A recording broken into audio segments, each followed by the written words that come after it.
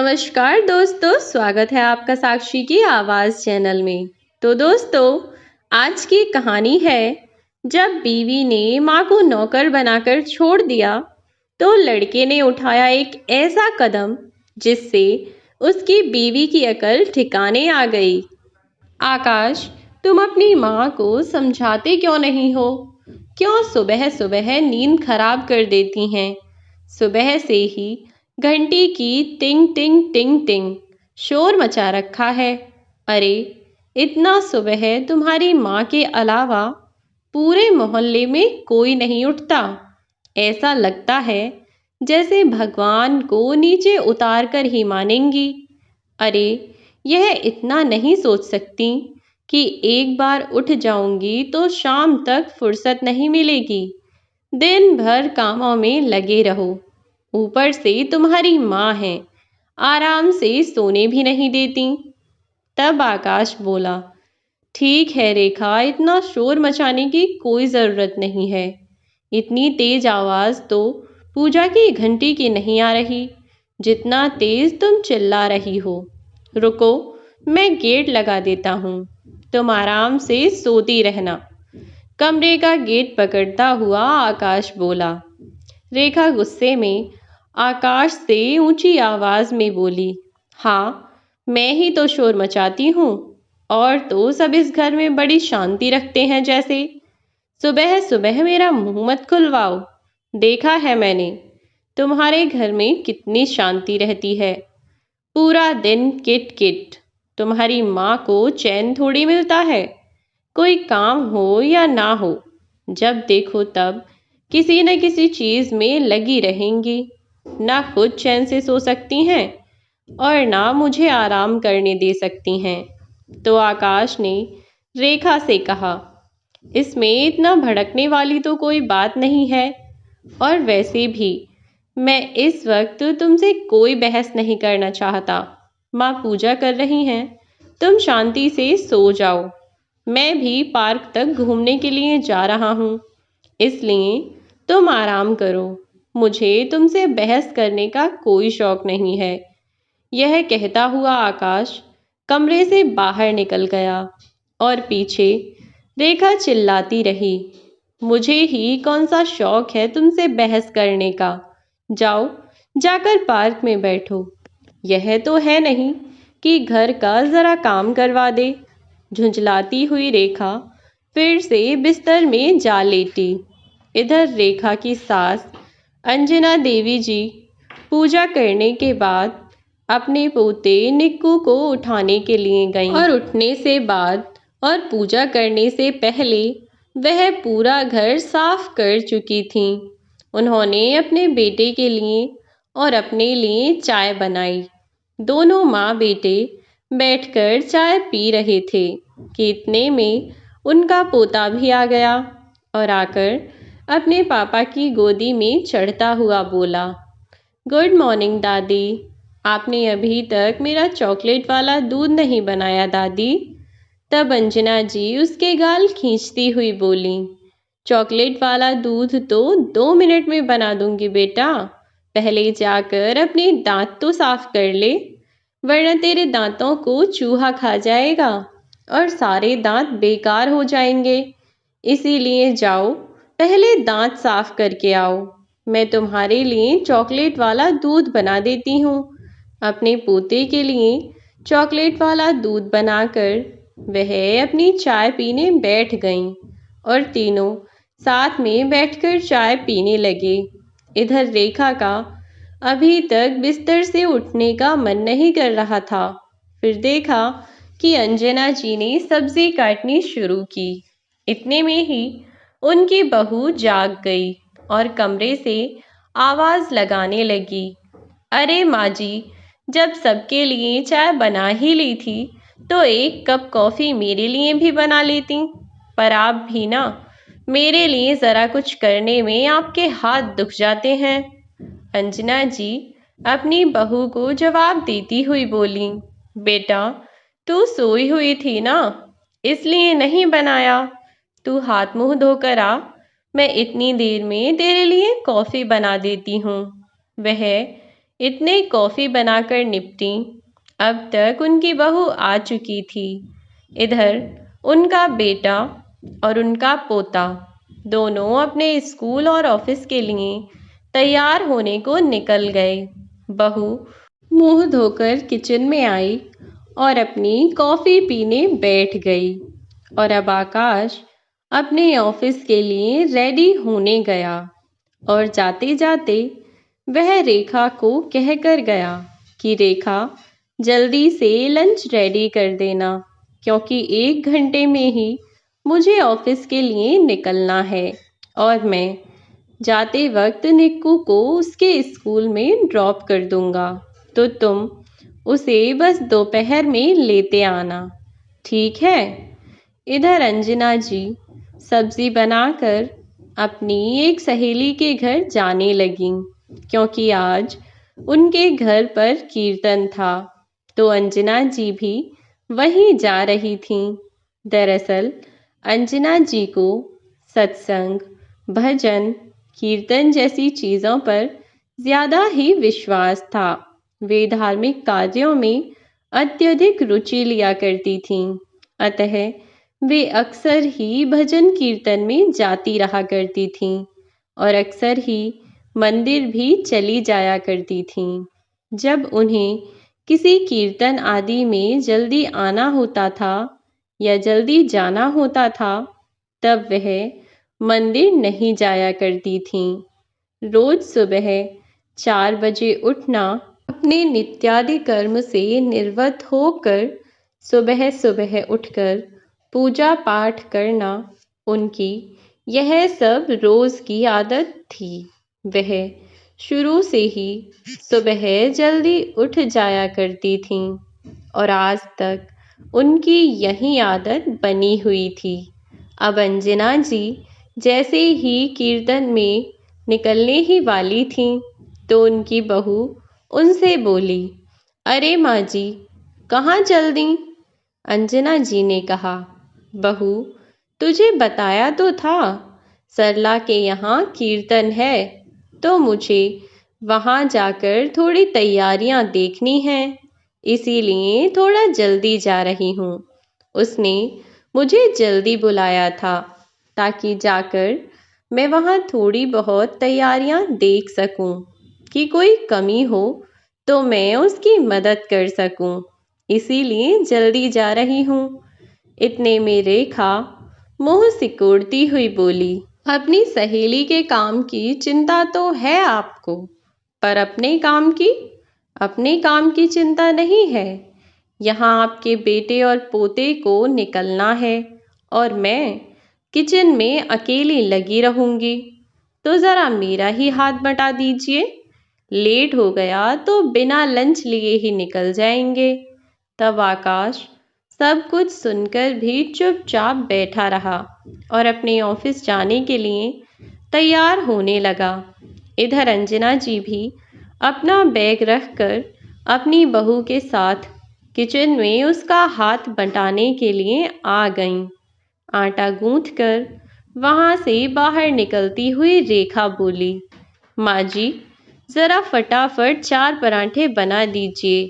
आटा गूंथ के मैंने रख दिया है, दोनों लंच ले जाएंगे तो मैं भी निश्चिंत रहूंगी। उसके बाद पूरा दिन काम निपटाते रहूंगी।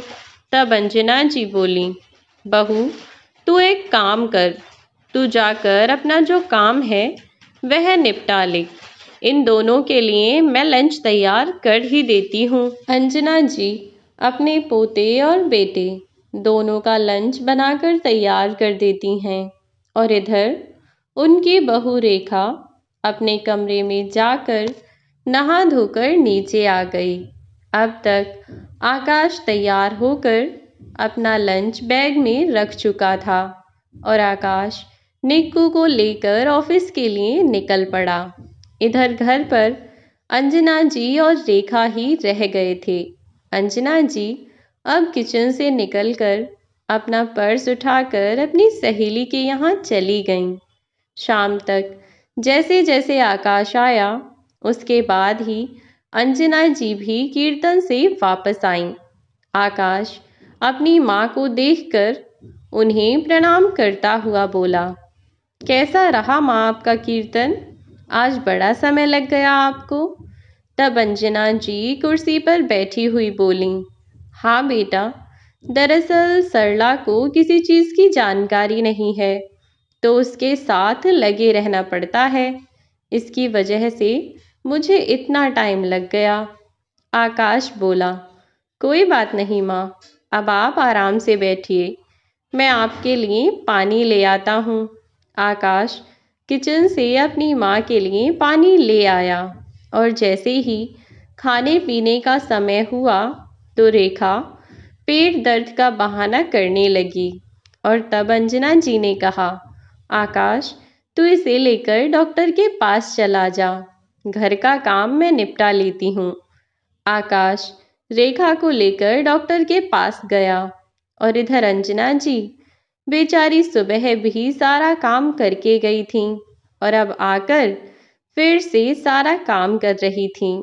उन्होंने सबके खाने पीने की तैयारियां की और सबके लिए खाना बनाकर तैयार कर लिया और डाइनिंग टेबल पर खाना सजा दिया।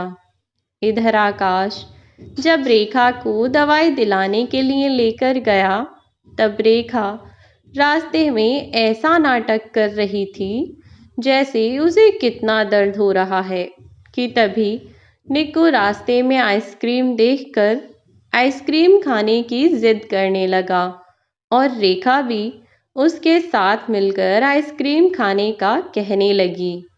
रेखा और निक्कू दोनों को आइसक्रीम खिलाकर जैसे ही आकाश पैसे देने लगा तो निक्कू गोलगप्पे खाने के लिए दौड़ पड़ा।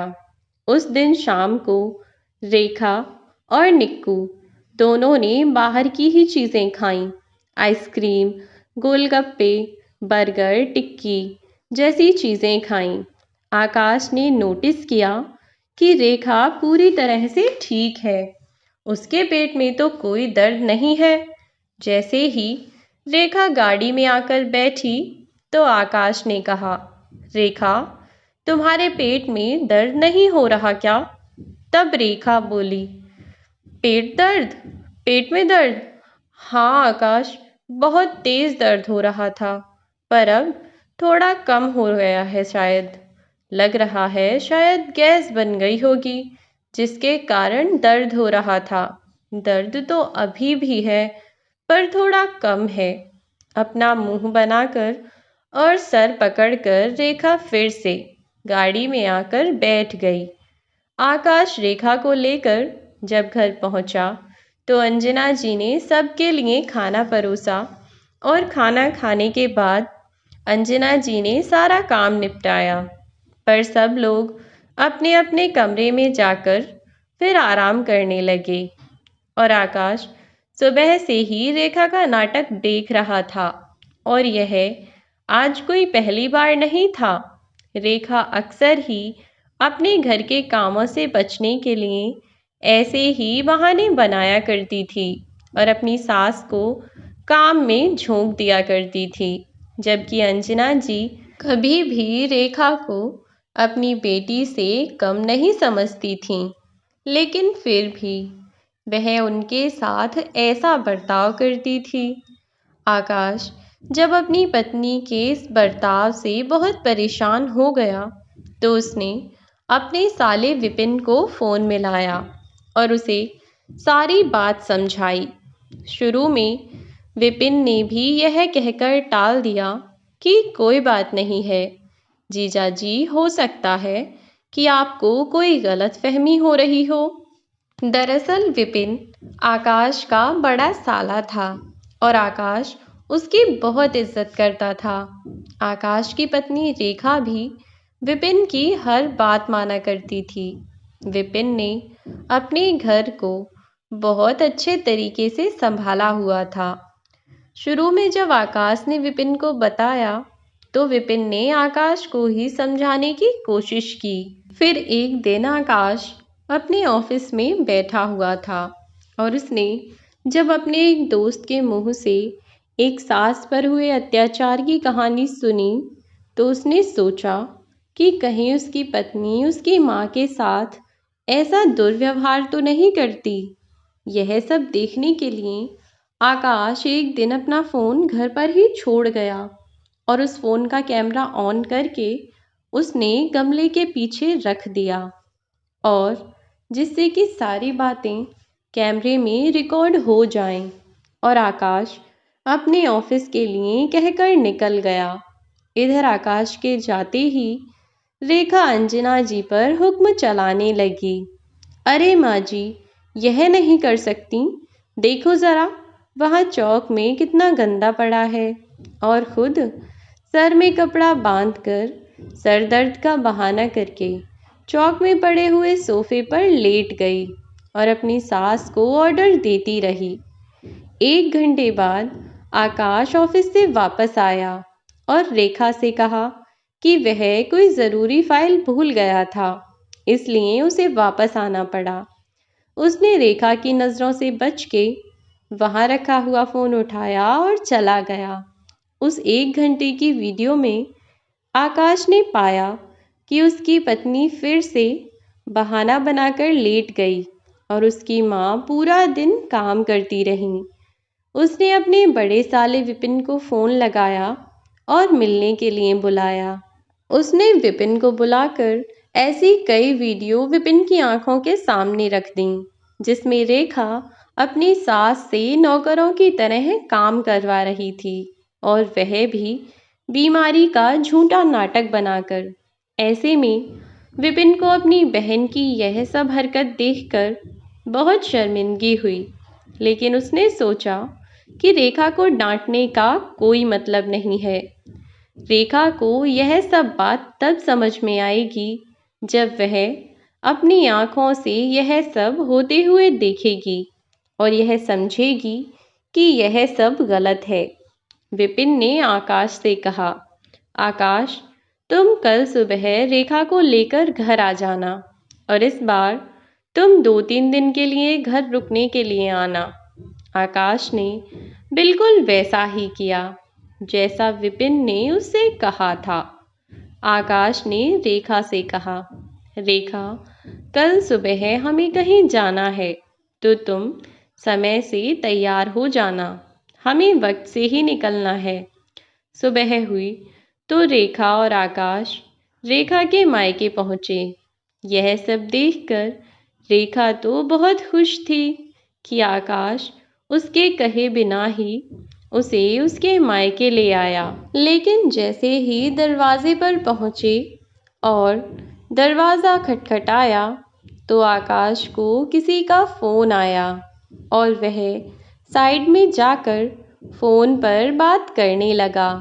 और दरवाज़ा खुला तो रेखा ने देखा कि उसके सामने उसकी माँ पोंछा लगा रही थी और उसकी भाभी कुर्सी पर बैठकर नेल पेंट लगा रही थी।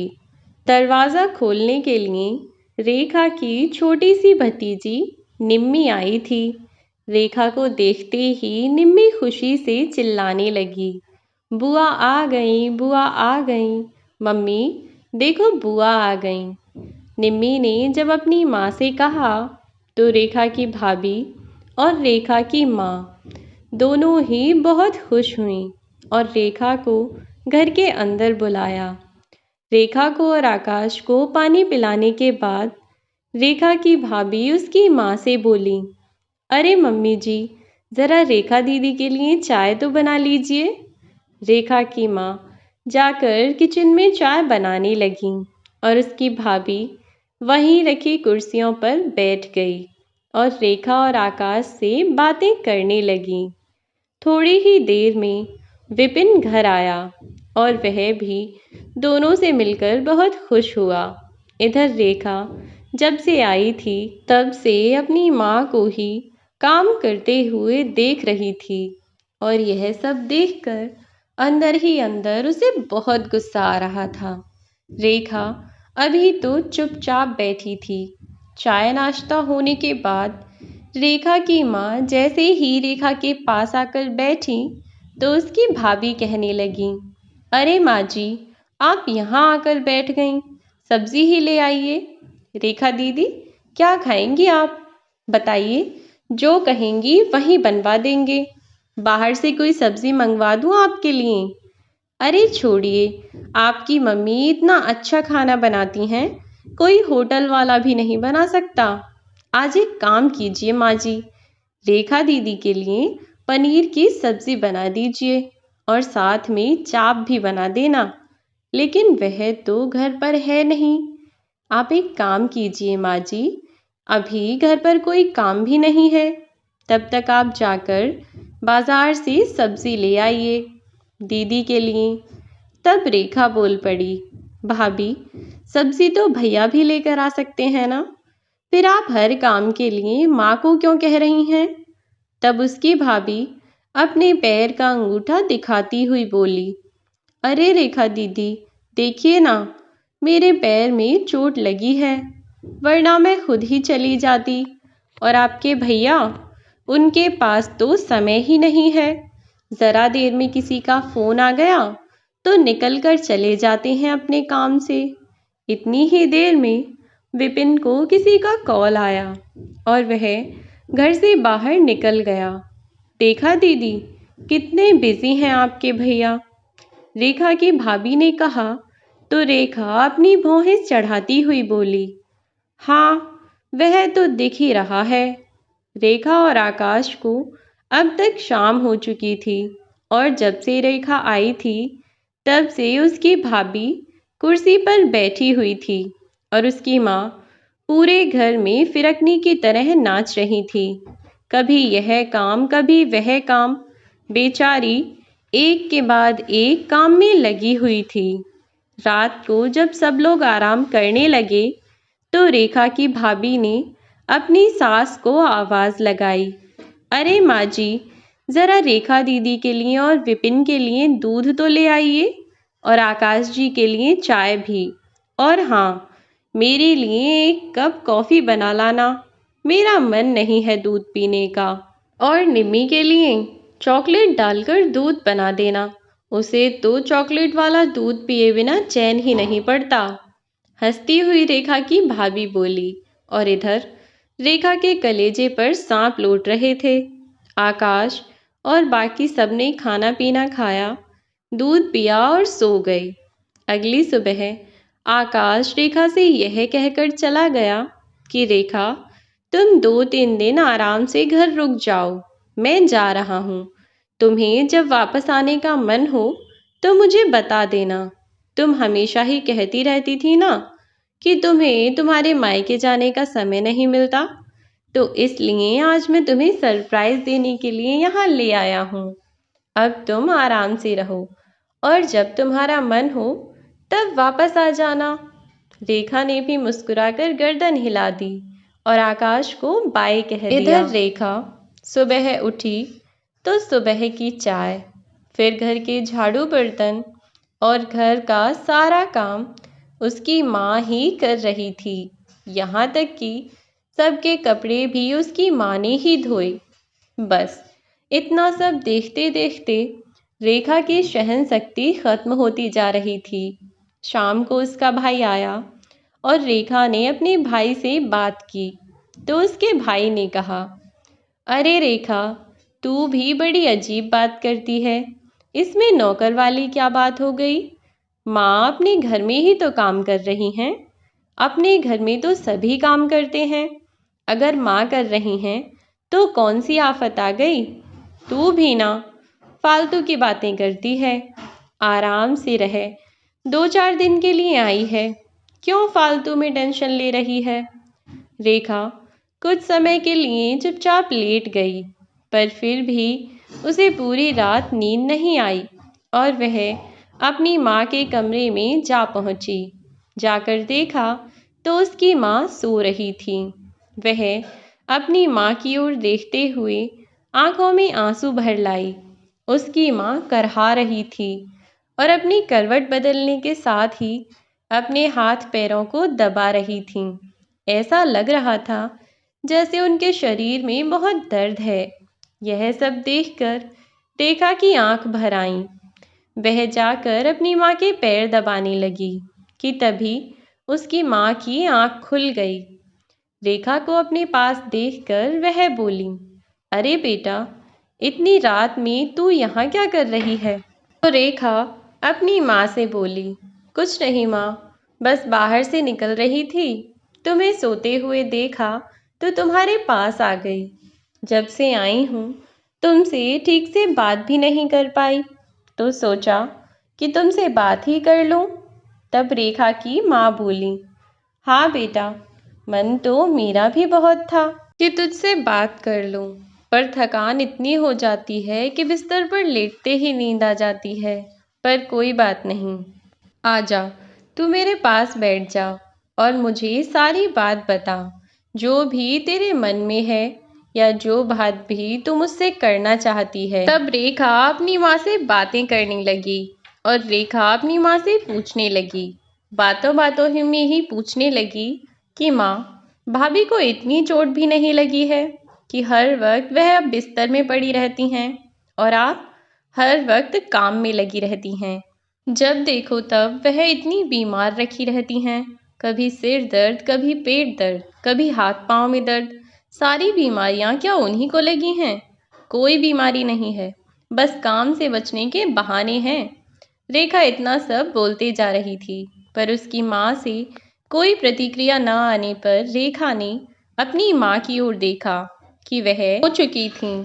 अगली सुबह जब रेखा उठी तो उसकी भाभी अपनी सास से बोली, अरे माँ जी, जरा जल्दी जल्दी हाथ चलाओ, कितना धीरे धीरे काम कर रही हो। अभी निमी को स्कूल भी जाना है, विपिन को ऑफिस जाना है और फिर घर का काम भी तो पड़ा है। इतना धीरे धीरे करोगी तो काम कैसे होगा? रेखा अपनी माँ के साथ जाकर काम करने लगी।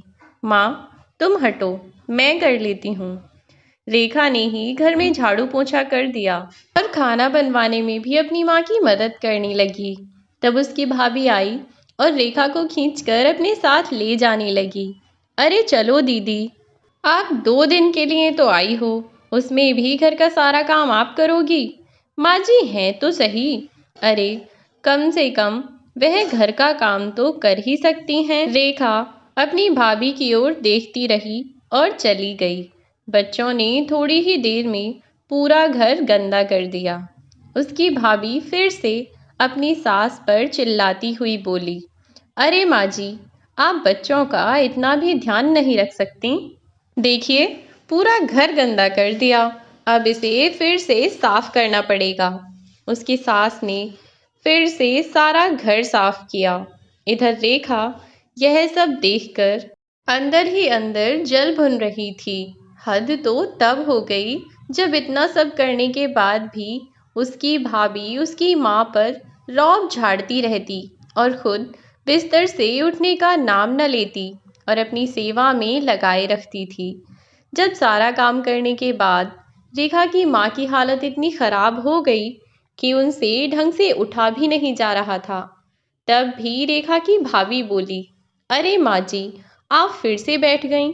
कम से कम यह तो देखिए कि मेरी तबीयत ठीक नहीं है, मेरे कपड़े गंदे पड़े हैं और मशीन भी खराब हो गई है, तो ज़रा मेरे कपड़े धो दीजिए। से ही रेखा की माँ कपड़े धोने के लिए उठी तो बस अब रेखा का गुस्सा फूट पड़ा। बस कीजिए भाभी, माँ आपकी नौकरानी नहीं है जो पूरा दिन बस नौकरों की तरह काम करती रहें। आपने तो बिल्कुल हद कर दी। ऐसी कौन सा आपके पैर टूट गए हैं जो खाट में से उठने का मन नहीं करता? जरा हाथ में झाड़ू ले ली तो आपके हाथ की कलाई टूट गई, जरा मार्केट तक जाने का कह दिया तो आपके पैर टूट गए। शर्म नहीं आती? इस उम्र में मेरी माँ को नौकरानी बनाकर रख रखा है। तभी विपिन कहने लगा, यह किस तरीके से बात कर रही है रेखा तू अपनी भाभी से? तब रेखा अपने भाई पर भी चिल्लाती हुई बोली, बस भैया, तुम तो चुप ही रहो। वैसे तो बड़ा ज्ञान देते हो, वैसे बीवी के आगे जुबान नहीं खुलती। माँ को नौकरानी बनाकर रख दिया है, इतनी भी शर्म नहीं आती। पूरा दिन भाभी बिस्तर में पड़ी रहती हैं। आपको इतना क्यों नहीं दिखाई देता कि माँ पूरा दिन काम करती हैं और भाभी पूरा दिन बस नाटक करके आराम से पड़ी रहती हैं? कोई बीमारी नहीं है इन्हें, बस यह बीमार होने का नाटक करती हैं। आपको सच में बीमार हुए इंसान और नाटक करने वाले इंसान में फर्क नहीं दिखाई देता क्या? यह सब कहती हुई रेखा अपनी माँ को गले लगाकर लगभग रोने लगी थी कि मेरी माँ को नौकरानी बनाकर छोड़ दिया है। ऐसे तो मेरी माँ तब भी नहीं रहती थी जब वह तुम्हारी शादी नहीं करके आई थी। कम से कम अपने मन का करती थी। और तुम तो पूरा दिन हुक्म बजाती रहती हो। तभी दरवाजे पर खड़ा हुआ आकाश बोला, हाँ, फर्क तो दिखाई देता है।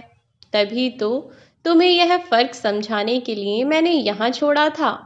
रेखा ने चौंकते हुए दरवाजे की ओर मुड़कर देखा तो वहां आकाश खड़ा हुआ था, जिसे देखकर रेखा चौंक गई। साथ ही साथ वह आश्चर्य में डूब गई। तभी वहां पर खड़े सभी लोग हंसने लगे और एक दूसरे की ओर हंसते हुए रेखा को देखे जा रहे थे। रेखा को देख देख कर वे लोग और भी जोर जोर से हंस रहे थे, जिसका कारण रेखा को बिल्कुल भी समझ नहीं आ रहा था। इधर रेखा की भाभी तुरंत ही अपनी सास के पैरों में जा गिरी और बोली, मुझे माफ़ कर दीजिए माँ जी, मैं नाटक ही सही, पर इस नाटक के चक्कर में मैंने आपके साथ बहुत बुरा बर्ताव किया है। मैं अपने आप को कभी माफ़ नहीं कर पाऊंगी। तब रेखा की माँ बोली, अरे पागल, कैसी बातें कर रही है तू? इसमें माफ़ी मांगने वाली कौन सी बात है? यह सब तो तूने मेरे ही कहने पर किया था। फिर अब भला इसमें शर्मिंदा होने वाली कौन सी बात है? और वैसे भी रेखा के सोने के बाद तू रोज़ मेरे पैर दबाने तो आ ही जाया करती थी ना, तो फिर भी इतनी परेशान हो रही है? अच्छी नीयत से किया हुआ कोई भी काम बुरा नहीं होता, और हमने जो किया वह भी इसके भले के लिए ही तो किया। अपनी भाभी की बातें सुनकर रेखा आश्चर्य में पड़ गई और बोली, नाटक? कैसा नाटक भाभी? तब सबने मिलकर रेखा को बताया कि रेखा की भाभी सचमुच अपनी सास के साथ ऐसा बर्ताव नहीं करती। वह तो अपनी सास को बहुत प्यार और सम्मान के साथ रखती हैं और अपनी सास की बहुत सेवा करती है। रेखा की भाभी सुबह सबसे पहले उठती है और घर में होने वाले सभी काम करने के बाद अपनी सास का ख्याल भी रखती है। यदि उसकी कभी तबीयत ठीक ना हो तो रेखा की माँ अपनी बेटी की तरह अपनी बहू का भी ख्याल रखती है, और इसीलिए उनके घर में रिश्ते बहुत अच्छे हैं, क्योंकि रेखा की भाभी अपनी सास को ही अपनी माँ मानती है और रेखा की माँ अपनी बहू को ही अपनी बेटी समान समझती है। तब रेखा की माँ ने रेखा से कहा, बेटा, तू बहुत खुशनसीब है कि तेरी सास तुझे अपनी बेटी समान समझती है, वरना जाने कितनी बहुएं तो ऐसी होती हैं जो ससुराल में जाकर अपनी इच्छाओं को ही मार देती हैं। पर तेरी सास ने तुझे हर चीज़ की आज़ादी दी है, बस तू है कि उनकी बेटी नहीं बन पा रही है। वह तुझे अपनी बेटी मानती हैं, तो यह तेरा फ़र्ज़ है कि तू उनके लिए एक अच्छी बेटी साबित होकर दिखाए। बेटी की तरह उनका ख्याल रख। जैसे ही तुझे मेरी परवाह है, वैसे ही तुझे उनकी भी परवाह होनी चाहिए। यह सब बातें सुनकर रेखा को अपनी गलती का एहसास हुआ और उसने आकाश से अपनी सास के साथ किए हुए बुरे बर्ताव की माफ़ी मांगी, और आकाश ने उसे माफ़ कर दिया और अपने घर ले आया। अब के बाद रेखा का बर्ताव अपनी सास के प्रति पूरी तरह बदल चुका था। वह अपनी सास को परेशान करने के नहीं, बल्कि उनके साथ अपने रिश्ते को मजबूत करने के बहाने ढूंढती थी। अब उसने अपनी सास को परेशान करना बिल्कुल ख़त्म कर दिया था, और अब उनके परिवार में भी सब खुशी खुशी रहने लगे। विपिन ने अपनी सूझबूझ और समझदारी से रिश्तों को ख़त्म किए बिना ही सब कुछ सही कर दिया। कभी कभी परिवार का कोई एक सदस्य अपने मार्ग से भटक जाता है। उस स्थिति में यह हमारा फ़र्ज़ बनता है कि हम उस भटके हुए इंसान को सही राह पर लेकर आएं, क्योंकि परिवार का अर्थ ही यह होता है कि यदि कोई एक व्यक्ति किसी मुसीबत में है तो परिवार के अन्य सदस्य मिलकर उस व्यक्ति को उस मुसीबत से बाहर निकालें। वह मुसीबत चाहे मानसिक रूप से हो, चाहे शारीरिक रूप से। किसी भी प्रकार की मुसीबत से अपने परिवार के व्यक्तियों को बचाना हमारा फर्ज होता है। इससे पहले कि परिस्थितियां हमारे हाथ से बिल्कुल निकल जाएं, हमें वक्त रहते किसी भी समस्या का समाधान या कहो कि उचित समाधान ढूंढ लेना चाहिए, जिससे रिश्तों के होने वाले नुकसान को बचाया जा सके। तो दोस्तों, यह थी हमारी आज की कहानी। आज की कहानी आपको कैसी लगी हमें कमेंट बॉक्स में ज़रूर बताएं। वीडियो अगर अच्छी लगी हो तो वीडियो को लाइक और शेयर करना ना भूलें। और अगर आप इस चैनल पर नए हैं तो चैनल को सब्सक्राइब ज़रूर कर दें, ताकि नई वीडियोस की नोटिफिकेशन आपको मिलती रहे। मिलती हूँ आपसे एक नई वीडियो में एक नई कहानी के साथ। तब तक के लिए बाय बाय मेरे प्यारे दोस्तों, अपना ख्याल रखें।